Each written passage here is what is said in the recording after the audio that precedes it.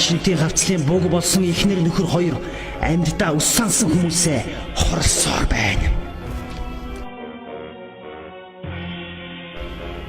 Булган аймгийн Могод сумын нутагт байшинтын хавцал хэмээх газар байдаг бөгөөд энд ямар нэгэн байшин байхгүй хэдий ч яагаад ч юм бэ ингэж нэрлэжээ.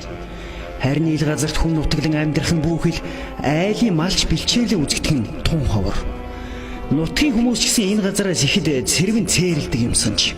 Учир нь энд нэг гэр бүлийн эхнэр нөхөр хоёрын шарил байх бөгөөд тэр хоёр нутаг усандаа хартай, хортоогоороо зартай хүмүүс байсан бөгөөд үүнээс шулж нөхөр нь эхнэрээ буудан хөнөөгөөд дараа нь өөрийнхөө амийг игүүтгсэн эмигнэлт түүхтэй юмсанч.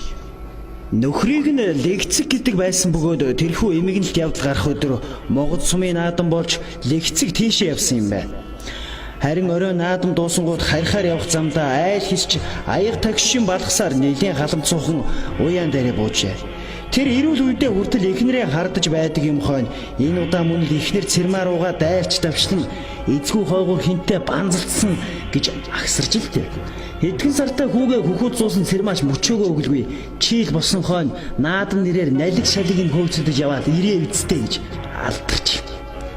Үүнд нь бухимдаж хорсон легцэг орныхоо толгой дэлгөөстэй байсан бууг шүүрэн авч сунлаад эхнэрээ бууджээ. Энэ үед хажуу айлынхан жаал гэрийн гаднаас тэдний хэрүүлийг сонсож зогссон бөгөөд буундуу тасхийн нэгц цочсондоо гэртээ гүн ороод болсон явдлыг хэлж дуусаагүй шахан байтал хүмүүс легцгийн мэгдэн сандран орвол нэгэнт оройтсон байсан бөгөөд хэдхэн сартаа нялх хүрнэ эцэг их хоёрынхоо нэлийсэн цусан донд хутгалтчихсан уйлж суужээ. Ингээд бузар муухагаар хорвоог өргсөн хоёрын нутгийнхан хүн тавьдаг газар хөдөөлүүлэхээс эрс татгалзан мөнөөх байшинтын хавцлыг сонгон авчээ. Чухам энэ үеэс хойш байшинтын хавцлын аим шиг эхэлсэн гин. Хооронд нь 2-3 метрийн зайтай оршуулсан эхнэр нөхөр хоёрын сүнс төрлөө ололгүй байшинтын хавцлыг хэрүүл хараал муу хорлол чатхын газар болгон хувирчээ. Цэрмаа цөөнгдөө хоолойтой хүн байсан ба цөөнг хоолойтой бүсгүй хүн аргилдуутай эр хүн хоёр бүжшийн бүрхийгээс үүрийнгээ тусах хүртэл хэрэлдэх дуу чимээ сонсогдох болсноор барахгүй. Тэр хавцаа огтон зурмны нүхнээс шороо цацагдах болсныг олон хүн харж сонссон ба энэ талаар ярьж шүүгэх болж.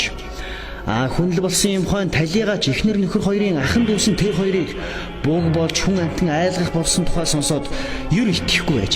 Гэсэн ч сүүлдээ амтаа болгон шахуу ярих болсон тул хэр ортой болохыг шалгахаар байшинтын хавцлын ойролцоо машин тэрэгтэй очиж хоноглоод үнэхээр үнэн болохыг нүдээр үзэж чихээр сонсон итгээд лам хард үзүүлэн тэрхүү бууг чөтгөр тамилсан эхнэр нөхөр хоёрын сүнсийг ариутхан аргадаж өгөхийг хүссэн ч цагаа болохоос нааш арилж далд орохгүй юм байна. Наан нь дарах гэж оролдвол улам догширч өөрөө л бусдад гай барцад тарих учир хэрэггүй гэсэн хариу сонсч.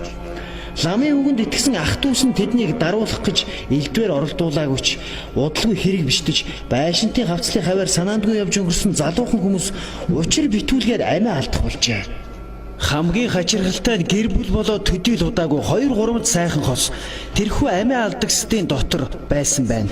Легцэг цэрмаа хоёрыг таньж мэддэг. Айл сайхалд явсан хүмүүсийн яриагаар бол учир битүүлгээр байшинтын хавцлахад өнгөрсөн хүмүүсийн зарим нь буг болсон эхнэр нөхөр хоёрын амьд байхдаа бие биетэйгээ холбон хардаж хэрүүл хараал хийдэг байсан хүмүүс байжээ. Иймэрхүү байдалтайгаар бүтэн 2 жилийн хугацаа өнгөрөхөд хавцал хаваар хүн малын мөр үзэгдэхээ болж нэг ёсондоо байшинтын хавцал цээр хоройтой газар болон хувирсан тэр аж. Одоо ч гэсэн тийшээ хэр барагтай бол хүн амьтан зүгэлдэггүй гэх бөгөөд буг болсон эхнэр нөхөр хоёрын хэрүүл хорлол хоёр дарагдаж үгүй болсон эсэх нь тодорхойгүй юм гинлээ.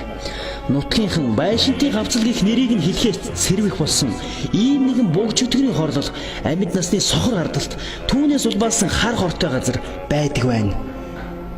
Хардалтыг өвчин гэдэг үстэй. Хардалтаас их юм шалтгаалнаа хүмүүс минь. Ухаалаг амьдраарай.